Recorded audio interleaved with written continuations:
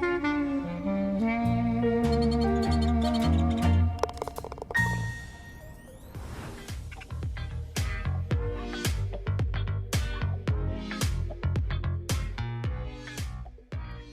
who doesn't like ice cream? I'm gonna just leave it at that. And I'm gonna welcome Renette Cooper and Jessica Sanders to our program. And we have a big MemorialCare ice cream social event coming up. Tell us about what both your roles are in all of making this happen. Yeah, so for my role, I'm the Senior Advocate and Community Outreach Liaison for Saddleback Medical Center. So essentially my role is to go out into the senior communities, 55 plus residential areas, independent living, assisted living, and essentially looking for ways for the hospital to be involved. And a lot of the ways that we do that is to bring health education seminars, social work. We bring the resources and the support to the residents, and that's kind of how we were able to come over here to Laguna Woods Village with the Thrive group. Right, and Ronit, you're just here for the ice cream? I'm just here for the ice cream, absolutely. So I'm a community-based social worker through Saddleback Medical Center, and I get to go out into people's homes and look for resources that they may not know that they're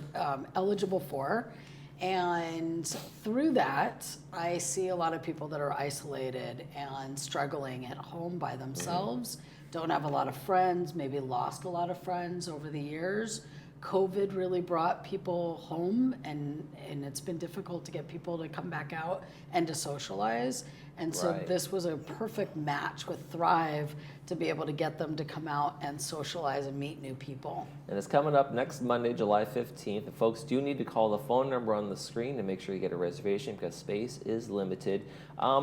How great is it to maybe have these socials and get people in this kind of setting and then kind of explore where they're at and what their needs might be? Is that really, like, that's the core of what we're doing here, right? Yes, definitely. It's helping them thrive. So that's the goal of the Thrive group, and then as well as our mission too is to help reduce the isolation and also just to let people know these are our resources that are available to you. These are our services, letting them know we are here to help in case you ever need it. So that's essentially the goal. And Ronit, when you talk to some folks, are they surprised by the fact that there are so many services out there for folks? And, I didn't know that was available to me. I didn't know people could help me with that and those kinds of things. Absolutely. So, I mean, there's a lot of times people will say, what can Medicare do for me for caregiver resources?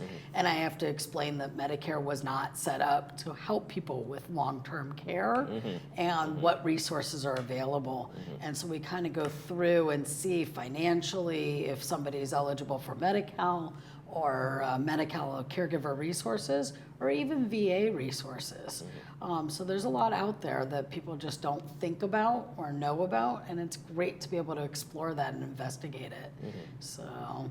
There you go. So Jessica, can this be a great first step for folks that maybe, like you said, are maybe were isolated from COVID or they don't feel like they want to get out there? Can this be a great first step to show people all the things they can do here in the community as well? Hey, we don't just do ice cream socials. We have 200 plus clubs and those kinds of things. Absolutely. So it's a perfect segue for residents who want to get to know more about the community resources, the clubs that are available to them, especially with the Thrive group that's there. They're part of the community, so they're able to introduce themselves and say, hey, this is what we do. We are your neighbors, and essentially introduce more of the community to those residents. And then, of course, like we mentioned, we are there to introduce ourselves and our resources, but essentially it's providing that platform for residents to mingle and to get to know each other, oh, hey, you live here, I live here, and being able to establish that relationship moving forward. And for folks who are a little bit challenged by their age and some of the things that happen, sometimes some folks, when they're loss of hearing, they don't want to go out into group events. Or they can't drive anymore, so they want to basically stay home and their isolation happens. How can you guys kind of help out and reach out and get them connected with things that can help in those areas? Absolutely. So we're working on some different programs to help people with hearing loss. And we're trying to work on transportation resources to help get people out. We connect people through the Thrive events. One of our members at the first Thrive Social 2 years ago, I can't believe it's been 2 years, at our first ice cream social that we brought the ice cream truck to, they met each other and they started coming to other Thrive events and they were able to get a ride with them Oh, to wow. the different Thrive events, and they registered together, which was really neat to see. That's So- great. No, it's not just about connect all this kind of things we're doing the services, but it's also some fun. So tell us about some of the fun that we're going to have on the actual day. Yeah, so for the day of, we're going to be having our ice cream truck. So many residents have been asking for it back, so we're so super excited to bring the ice cream truck back, especially with the summer season. And then we'll be having some icebreaker games led by Ronit, so residents can have the opportunity to mingle and get to know each other. And then we'll also be having a health education lecture provided by our emergency department, Saddleback Medical Center's emergency department, and they'll be presenting on how to stay healthy in the summer season, heat stroke, or stroke education and prevention. I'm like, what's That the too. word? Yeah, exactly. So just learning the basics on how I identify those symptoms. But yeah, so that's pretty much where we're going to be having that, and then resources available.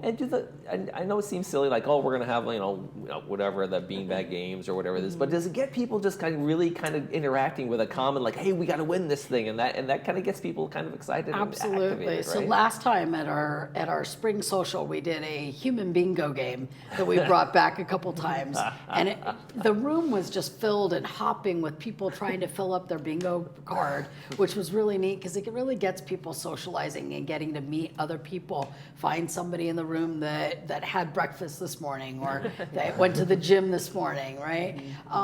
So that's a great game. This time we're going to play a different game, and just a little teaser. We're going to have an M&M game that each person gets a bag of M&Ms, a little individual bag, and the color of the M&M will tell you what you have to tell about yourself. To your table mates. So. Ronit, I'm a slightly upset you didn't bring a bag of M&Ms, so we could maybe do a little testing game right now. There's no ice cream. Next time you guys are on, we need to step up your game a little bit.